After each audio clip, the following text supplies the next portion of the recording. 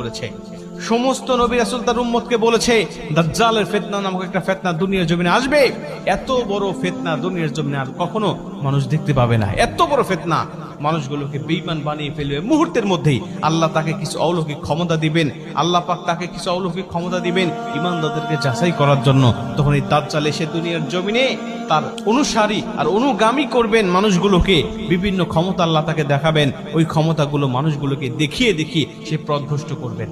এই জন্য আল্লাহ পাকের কাছে এই দোয়াটা করতে পারলে আল্লাহ সেই আযাব থেকে বা সেই ফিতনা থেকেও আপনাকে মুক্তি দান করবেন।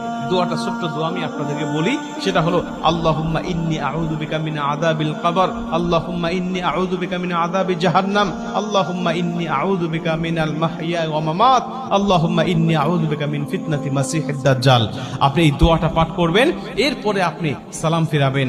এইটা যদি আপনি কন্টিনিউ করতে করেছে সমস্ত নবী রাসূল তার উম্মত